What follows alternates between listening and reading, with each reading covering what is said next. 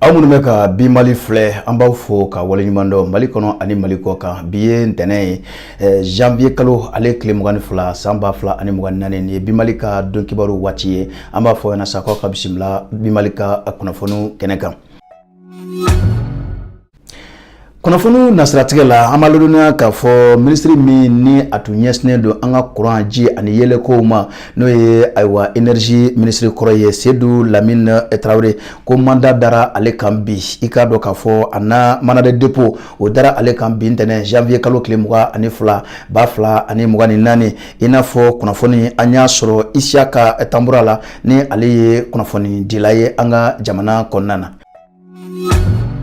Bɔra ye an bɛ aw ladɔnniya k'a fɔ min bɛ tali kɛ Umaru la ni ale kɔni kɛra sababu ye ka Famori Bunɛ a ne la Kayi mara kɔnɔna na Umaru tun bolila ka taa Senegal jamana kɔnɔna na nka an bɛ don min na ko bi ko tɛgɛ dara ma kofɔlen in kan o la ni ma kofɔlen i k'a dɔn k'a fɔ ayiwa a kɔni fara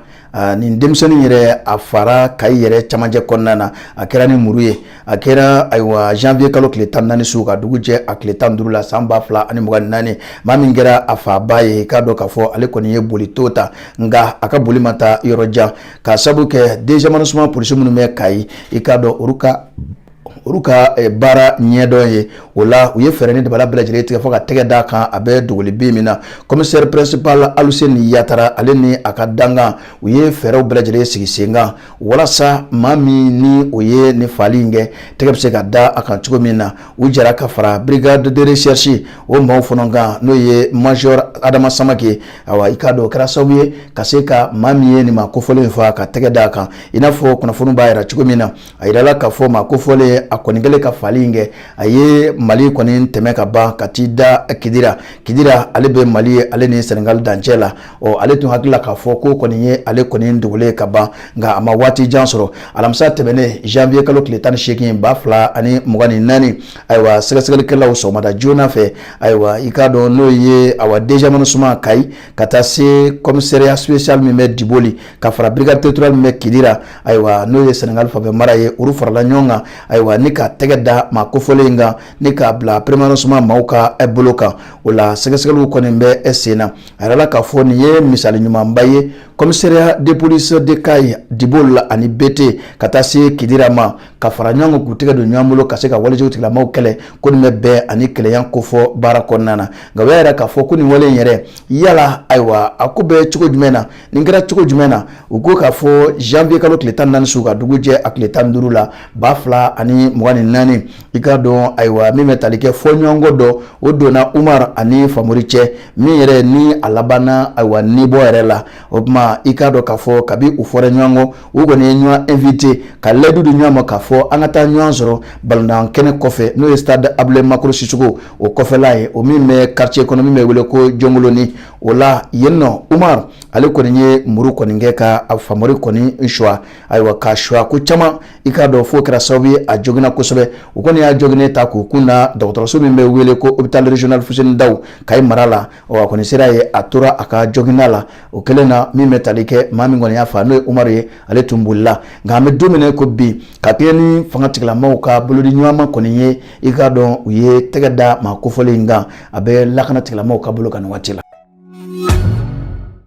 N'an bɔra ye an bɛ aw ladɔnniya k'a fɔ awa nin fana tun ye walejugu dɔ tun bɛna kɛ Kayi mara kɔnɔna na n'o ye maa minnu kɔni bɛ sira tigɛ ka marifa jɔ i la nka i k'a dɔn an ka lakana tigilamaaw u bɔra a ko kalama joona u ye tɛgɛ da a maaw kan o la n'i ye jateminɛ kɛ i n'a fɔ kibaruyaw b'a fɔ kibaruyaw sɔrɔla cogo min na awa janvier kalo tile 20 su ka dugu jɛ a tile 21 la 2024 Kayi mara kɔnɔna na ayiwa siga kɛra maa 2 la tɛgɛ dar'u kan commissariat du deuxième arrondissement maaw fɛ Kayi mara la ayiwa o kibaruya sɔrɔla ka kɔn u ka seli ma Kayi o i n'a fɔ u sera waati min na ni maa 2 in kɔni tɛgɛ sera ka da u kan ayiwa kelen min bɛ tali kɛ marifa la n'o ye kɛlɛkɛ marifa la ani kisɛ camanba olu tun bɛ o bolo ka taa se i k'a dɔn k'a fɔ ayiwa marifaw tun b'a bolo polisiw yɛrɛ minnu y'a minɛ olu yɛrɛ dabala banna marifa ninnu yɛrɛ la o tuma o tɛmɛnen kɔfɛ n'i ye jateminɛ kɛ ko maa kofɔlen a yɛrɛ la k'a fɔ a tun delila ka minɛ wa i k'a dɔn a minɛna ko cɛjugu de la min bɛ tali kɛ ayiwa Bank of Africa Africa no ye BOA ye dankarla o mina Sadio Lamara la ko atume o baaraw atume o walelo o tɛmɛnen kɔfɛ ayiwa o kɛra sababu yɛrɛ ye fo ka jaram kelen ni tora o la ni ma ko fɔlen ko tigɛ dara kan a tɔgɔ ye ko Amadi So a si bɛ san 30 ani san 9 na a sigiyɔrɔ bɛnnen do Bamakɔ Senu ma. Namura ye an bɛ aw ladɔnniya k'a fɔ awa min bɛ tali kɛ Festival Football for School o Mali i k'a dɔn o baaraw tun bɛ sen na n'o y'a tako fɔlɔ ye o baaraw tun bɛ sen na k'a daminɛ ayiwa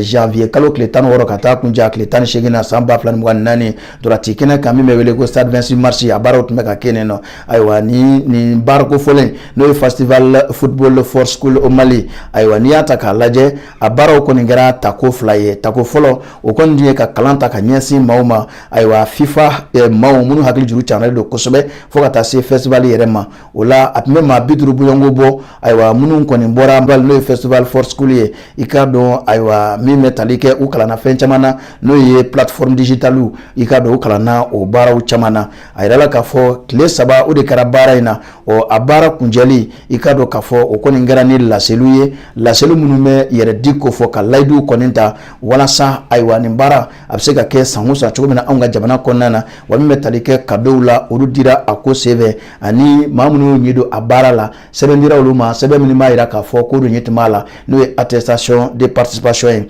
min bɛ tali kɛ FEMA Foot o ɲɛmaaba Siriki Bekayi Makasa ale min tun bɛ ka Mamutu Ture o jɔyɔrɔ fa a ko la o ye foli ani waleɲuman dɔn ko ta ka ɲɛsin ayiwa FIFA maaw ma ɲangow ka ciden minnu tun bɛ a kɛnɛ kan olu ka sɔn ka se k'u ka dɔnniya walankata ka se ka maaw kalan i k'a dɔn k'a fɔ yanni a ka layidu ta k'a yira k'a fɔ ayiwa football scolaire Mali kɔnɔ n'o ye farikoloɲɛnajɛ ye ayiwa kalanko nasiratigɛ fɛ jamana in kɔnɔna na ko a ko na ta ba la walasa a ka yɛrɛkɛ fa bɛɛ lajɛlen fɛ min bɛ tali kɛ FIFA ale ɲɛmaaso o directrice i k'a dɔn k'a fɔ ayiwa n'o ye an yɛrɛ balimamuso ye Sidibe Fatimata So ale kɔni ye a yira k'a fɔ kabini nin ko in sigira sen kan baara minnu kɛra a kɔnɔna na ale da sera o bɛɛ lajɛlen ma.